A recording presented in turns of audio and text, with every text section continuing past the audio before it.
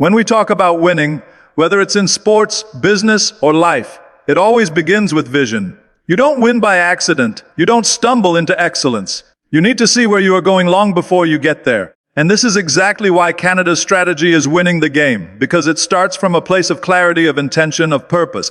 Think about it. Every successful movement, every championship team, every historic leader had one thing in common: they knew what they stood for, and they knew where they were headed. Canada has learned to play that same game, not just as a country trying to survive in a competitive world, but as a nation determined to thrive. It's not about short-term political wins, not about chasing headlines, not about improvising when the pressure is on. It's about building a vision that can last through storms, through challenges, through the inevitable uncertainty of the future. Now here's where the psychology comes in. When people don't have vision, they default to reaction. They live in survival mode, and survival mode never produces greatness. It produces anxiety, hesitation, and division. The same goes for nations. Without a clear vision, a country gets trapped in constant firefighting, reacting to crises instead of preparing for opportunities. Canada, on the other hand, has been learning to flip that script. Instead of chasing quick wins, it's been investing in the slow, deliberate, long-term game. That's why the strategy is working. And let's make this practical. A clear vision is not a slogan. It's not a poster with a catchy phrase. It's not even just a political speech. Vision is about creating alignment. Alignment between government policies, industry ambitions, and the values of ordinary citizens. When those three are in sync, you create momentum that no setback can fully stop. Canada's strength is not in trying to be everything to everyone. It's in defining what kind of future it wants and then putting structures in place so that every sector is pulling in the same direction. Philosophically, this is the difference between drifting and steering. Drifting is when the wind decides where you go. Steering is when you take responsibility for the journey, when you grab the wheel and say, "This is where we're going, and this is why." That sense of responsibility is deeply ingrained in Canada's approach to strategy. It's a reminder that nations, just like people, shape their destiny not by chance but by choice. Of course, clarity doesn't mean rigidity. A strong vision is not a locked cage, it's a guiding star. It gives freedom to adapt when the landscape changes while still keeping the compass steady. Canada's vision is not about micromanaging every step of the future. It's about giving direction so that when challenges come, the response is not random, but rooted in a shared understanding of who we are and where we are going. There's also a deeper, more human layer here. Vision gives people meaning, and meaning is the ultimate fuel. If you tell people to work harder without giving them a reason, they will burn out. But if you show them that their efforts connect to something larger, something that matters, something that lasts, they will give more, they will endure more, they will innovate more. Canada has been able to channel this psychological truth into its national identity. Whether it's in innovation, sustainability, or global diplomacy, the message is consistent. We are not just reacting to the world, we are building the world we want to live in. And let me say this directly, the world doesn't reward the nations that hesitate. It rewards the ones that see clearly and act decisively. Vision is about courage. It's about saying no to distractions and yes to direction. It's about sacrificing the illusion of speed today for the reality of progress tomorrow. Canada is not winning the game because it's the biggest player or the loudest or even the most aggressive. It's winning because it knows where it's going, and that changes everything. So here's the lesson for all of us. If you want to win, whether in your personal life, your business, or your community, you need vision. You need to define the destination so clearly that no obstacle can confuse you, no failure can stop you, and no success can distract you. Without vision, you are just reacting. With vision, you are building, and building beats reacting every single time. That is why Canada's strategy is winning the game, because it dares to see the future first, and then it has the discipline to align everything in pursuit of that vision. And if there's one truth you take with you today, let it be this: clarity of vision is the foundation of victory. Without it, you wander. With it, you win. If vision gives a nation its direction, then people give it its power. You can have the best strategy on paper, the clearest plan in the world, but without people who are trained, inspired, and empowered, nothing happens. This is where Canada has chosen to double down. It invests in people first, not as an afterthought, not as a side project, but as the very foundation of its success. Now, let's pause on that idea because it's deeper than it looks. Most countries talk about infrastructure, about defense, about technology. And yes, those things matter. But what drives all of that? People. Who builds the infrastructure? Who develops the technology? Who defends the country? It always comes back to human beings. Canada understands that by investing in people through education, skills, An opportunity. You are not just preparing workers, you are creating creators. You are building a society that can continuously reinvent itself no matter what the world throws at it. Think about the psychology of growth here. When you invest in people, you're not just giving them skills, you're giving them belief. And belief is far more powerful than any single tool. A person who believes they are capable will find a way to adapt, to overcome, to rise. But a person who feels abandoned, who feels disposable, will never give their full potential.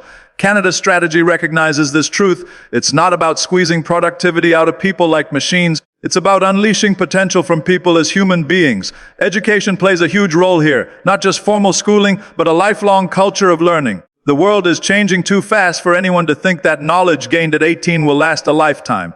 Canada invests in systems that allow people to reskill, to pivot, to grow at every stage of life. This isn't just good policy, it's good psychology. Because the moment people stop learning, they stop growing.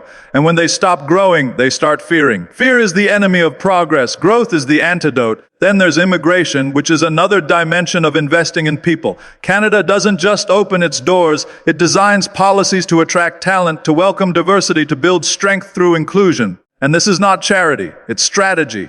Bringing in people from around the world is not about filling gaps, it's about gaining edges. Each culture brings new perspectives, each immigrant brings new energy, and together they create something greater than the sum of its parts.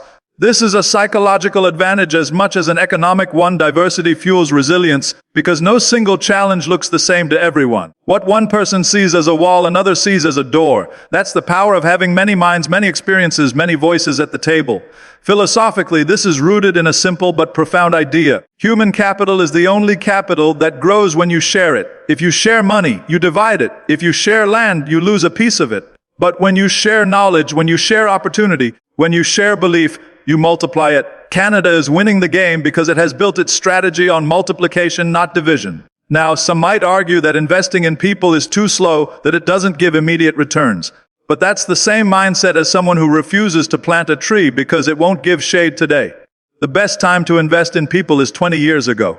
The second best time is right now. And Canada is showing that when you play the long game, the returns are not just economic, they are cultural, social, and even moral. You build a society that trusts itself, that believes in itself, and that dares to keep moving forward. And here's the truth: people who feel invested in will invest back.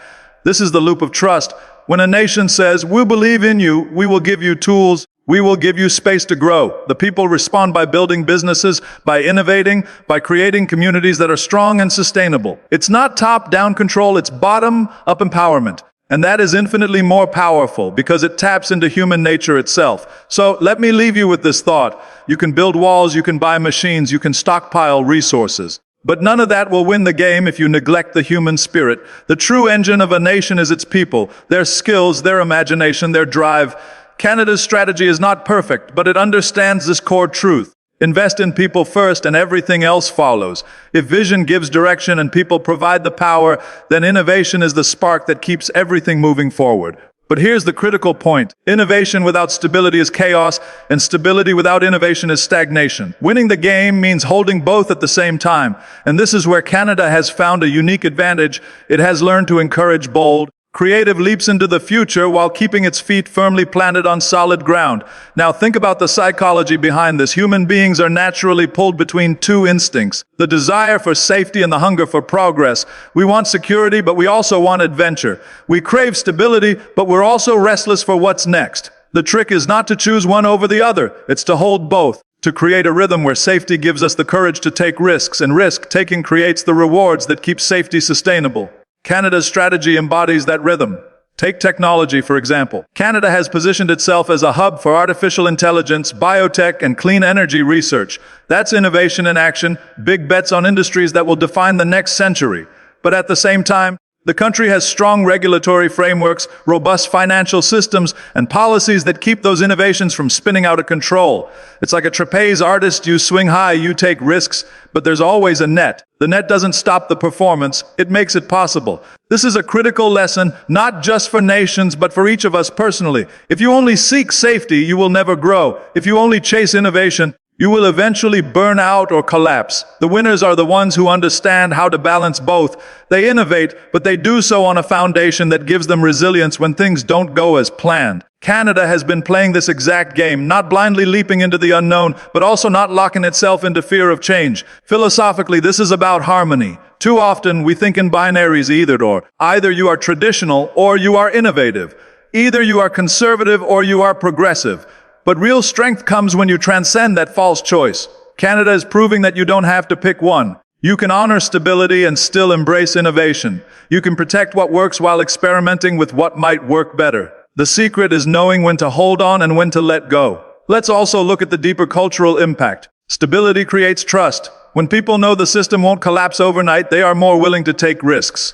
They start businesses, they invest in research, they test bold ideas. On the flip side, innovation creates excitement. It inspires people, it draws talent, it energizes communities.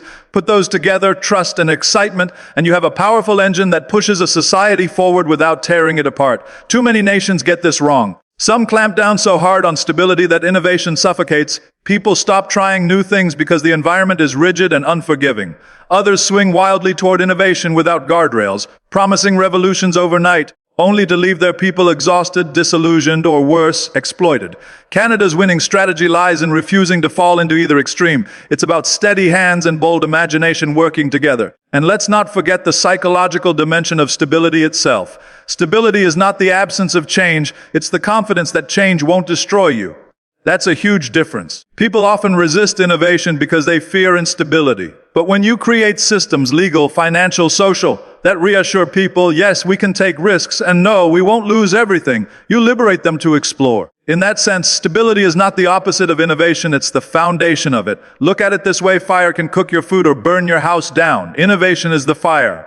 Stability is the fireplace. Without stability, the fire rages out of control. Without fire, the fireplace is just an empty structure. But together, they create something powerful, something useful, something that sustains life. Canada has built a fireplace strong enough to hold the fire, and that's why its strategy is winning. So, what does this mean for us as individuals? It means don't fear innovation, but don't worship it either. Build stability in your own life through discipline, through values, through structure, and then use that stability as a platform for bold experimentation. Take the risks that excite you, but anchor them in foundations that won't crumble. That's how you grow without collapsing, how you leap without falling, how you win without losing yourself in the process. And that's the lesson Canada teaches the world. The future doesn't belong to the reckless or the timid. It belongs to those who can dream with courage and build with discipline. Those who balance fire and stone, risk and trust, imagination and structure. That balance, more than size, more than speed, more than power, is what wins the game. If you take one thing with you, take this: real strength is not in choosing innovation or stability. Real strength is in mastering both. If vision provides direction, people supply power, and innovation fuels momentum, then diversity is what gives that momentum adaptability. It's the reason a nation doesn't just move forward, it moves forward stronger, smarter, and more resilient. And this is where Canada stands out. It hasn't treated diversity as a challenge to be managed or a box to check. It has embraced it as a competitive advantage, as an engine that multiplies creativity and opportunity. Now, let's get something clear. Diversity is not simply about demographics or about saying, look how many different cultures we have. That's surface-level thinking. True diversity is about harnessing the full spectrum of human experience, different perspectives, different ways of thinking, different problem-solving styles, and aligning them toward a common purpose. When you do that, you unlock something powerful: resilience. And resilience, more than strength or size, is what wins the long game. Think about this in psychological terms. When everyone in a group thinks the same way, the group feels comfortable. But it becomes fragile. Why? Because when a new challenge appears, something nobody expected, everyone responds with the same blind spots. That's how groups collapse. But when you have diversity of thought, when you have many perspectives, you create layers of defense, layers of possibility. What looks like a wall to one person looks like a doorway to another. That is how diversity transforms survival into growth. Canada has leaned into this truth in a way that few other nations have. Through immigration, multicultural policies, and a culture of inclusion, it has woven together people from all over the world. not by erasing their differences, but by allowing those differences to add strength. This isn't always easy, of course. It requires patience, trust, and the discipline to find unity without demanding uniformity. But the payoff is enormous. Canada's economy, its innovation sectors, even its diplomacy. These are amplified by the fact that so many voices and backgrounds are part of the conversation. Philosophically, this ties back to a deeper question: what makes something strong? Is it uniformity or is it flexibility? Nature gives us the answer. A forest is strong not because every tree is the same, but because it contains an ecosystem. If one tree falls, another grows. If one species struggles, another adapts. Diversity is nature's insurance policy. It ensures survival through change. Canada has essentially taken this principle and applied it at a national scale. It has built not just a society, but an ecosystem of talent, ideas, and cultures that can absorb shocks and still thrive. Now let's talk about creativity. Every major breakthrough in history has come not from one isolated thinker, but from the collision of different perspectives. Innovation happens at intersections where art meets science, where technology meets philosophy, where cultures meet and exchange ideas. By cultivating diversity, Canada is not just preparing for problems, it is creating the conditions for breakthroughs. It is engineering the collisions that spark new ways of seeing the world. But here's the challenge: diversity alone does not guarantee success. In fact, unmanaged diversity can create division, confusion, and even conflict. The real skill, the real strategy is in transforming diversity into unity of purpose. And this is where leadership comes in. You don't erase differences, you channel them. You create a shared vision, a shared set of values, and then allow the different perspectives to enrich, not fragment that mission. Canada's strategy reflects this balance. It doesn't demand sameness, it demands alignment. And that alignment turns potential friction into energy. On a psychological level, this is about identity. People want to belong, but they don't want to disappear. They want to contribute their uniqueness, but they also want to feel part of something larger. A strong society, like a strong team, creates space for both. It says, you matter as an individual, but together we create something none of us could build alone. That's how you build loyalty, creativity, and resilience all at once. And here's why this matters for the future. The world is getting more complex, not less. The challenges we face, climate change, technological disruption, geopolitical shifts, are too big for one way of thinking, too big for one culture, too big for one perspective.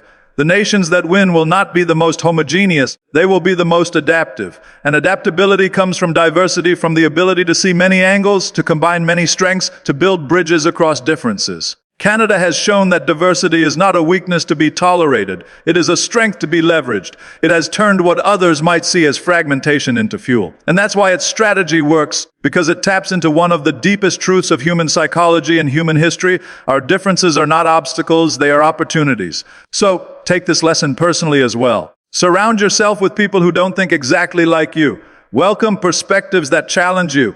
Build teams, communities, and networks that reflect more than just your own comfort zone. Because the more diversity you embrace, not just passively, but actively, the stronger, more creative, and more resilient you will become. And let me end with this thought: sameness feels safe, but it is diversity that makes you strong. That is the edge that wins the game. If vision gives direction, people provide the power, innovation sparks momentum, and diversity makes us adaptable, then sustainability is what keeps the game going long after others have burned out. And that's the difference between playing to win today and playing to win forever.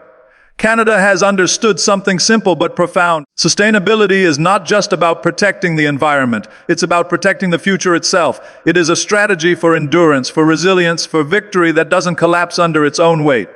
Now, let's talk psychology. Human beings are wired to chase short-term rewards. We want the win now, the profit now, the recognition now. That's why so many individuals, and yes, so many nations, fail in the long run. They trade tomorrow for today. But the truth is, real strength comes from restraint, from the discipline to say, I will not burn everything for a quick victory. I will build something that lasts. Canada's strategy leans into this discipline. It sees sustainability not as a moral accessory, but as a competitive advantage.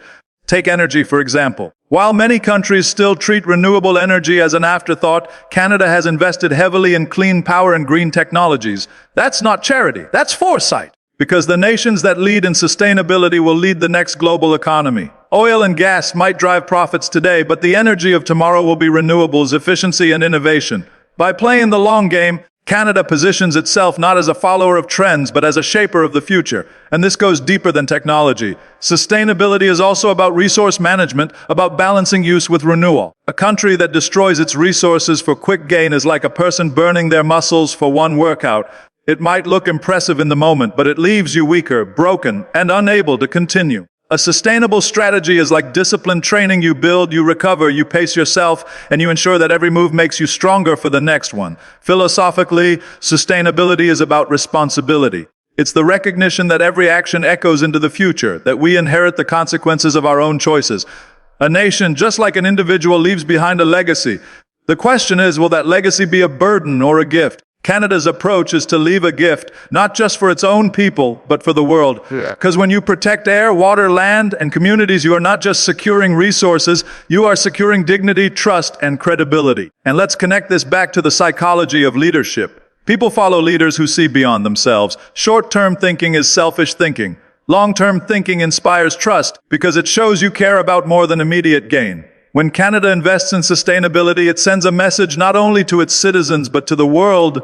We are building for the next generation, not just for this one. That message carries power. It creates influence. It builds the kind of respect that cannot be bought. It must be earned. Now, some people will say sustainability is too expensive, too slow, too idealistic. But let's be honest, that's just fear talking. Fear of change, fear of sacrifice, fear of discipline. The truth is, sustainability is not a luxury, it's survival. You can ignore it for a while, but eventually the costs will come due. And those who fail to prepare will pay the highest price. Canada has chosen the opposite path: invest now, adapt now, sacrifice a little today to avoid sacrificing everything tomorrow. Think of it like this. When you build a house, you don't just build for today's weather. You build for storms. You build for winters. You build for decades. That's sustainability. You plan so that the structure holds not just when the sun is shining, but when the winds are raging. Canada is playing the game the same way. It builds systems, policies, and industries that are not just profitable in good times, but resilient in hard times. That's why sustainability isn't weakness, it's strength. And here's what this means for us personally. Every one of us has the same choice. Do we burn ourselves out chasing instant gratification, or do we build habits, disciplines, and values that sustain us for the long game? The principle is the same for a nation and for a human being. The ones who endure are the ones who build sustainably. So let me leave you with this. Greatness is not measured by how fast you rise, but by how long you last. And sustainability, whether for a nation, a business, or a life, is the only strategy that guarantees endurance. That is why Canada's strategy is winning the game, because it has the courage to think not just about today's victory, but about tomorrow's survival. And in the end, the future always belongs to those who choose to build it. If vision gives us direction, people give us power, innovation fuels momentum, diversity makes us adaptable, and sustainability ensures endurance, then global leadership is the ultimate test of strategy. And here's where Canada has distinguished itself by showing that leadership in the modern world does not come from domination, but from collaboration. For centuries, nations believed power meant control, controlling territory, controlling markets, controlling people. But that kind of leadership is fragile. It breeds resentment, resistance, and instability. True leadership in today's interconnected world is not about standing above others, but standing with them. It's about being trusted, not feared. And trust is built through collaboration. Canada has leaned into this truth. On the world stage, it doesn't try to out-muscle the largest players. Instead, it wins influence through credibility, through diplomacy, through the ability to build coalitions and create common ground. That may not sound as flashy as dominance, but make no mistake, in the long run, it's far more powerful. Because collaboration creates allies, and allies multiply strength. Think about the psychology of leadership. When people look at a leader, they don't just ask, "Are you strong?" They ask, "Are you on my side?" A leader who hoards power is eventually isolated.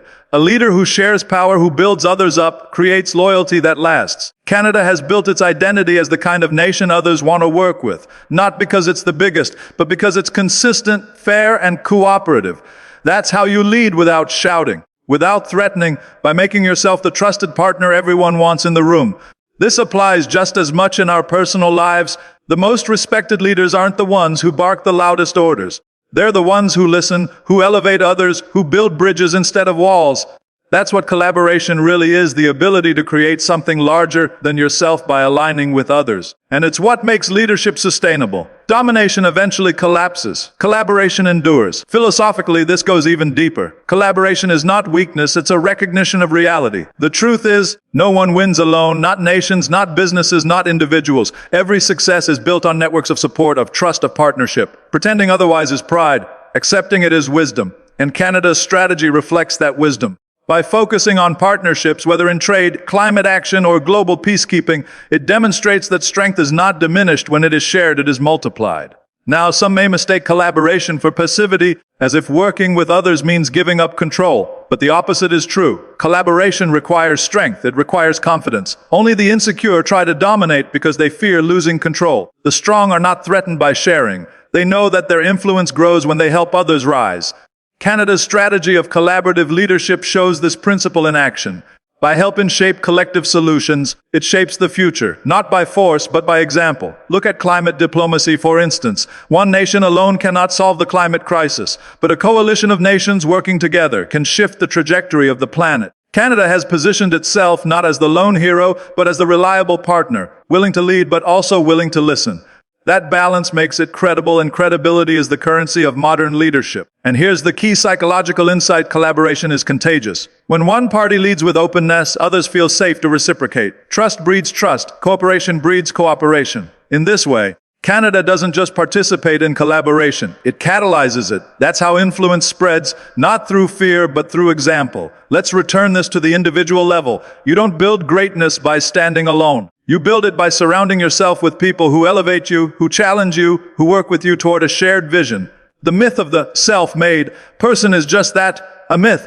Every achievement rests on collaboration. Recognizing that doesn't diminish you, it makes you stronger. And so, just as nations must decide how to lead, so must we. Do we seek to dominate, to control, to hoard? Or do we choose to collaborate, to share, to build together? The answer determines not just the strength of our success, but the endurance of it. Domination wins battles. Collaboration wins the game. This is why Canada's strategy resonates. It has embraced a form of leadership that looks less like command and more like partnership. And in the 21st century, that is the kind of leadership the world needs. It's the kind of leadership that doesn't just win today. It builds the foundation to keep winning tomorrow. So let me leave you with this: the future will not belong to those who stand alone, but to those who stand together. Collaboration is not the alternative to leadership, it is the highest form of it. And in the game of nations, as in the game of life, the ones who understand this truth will always be the ones who win.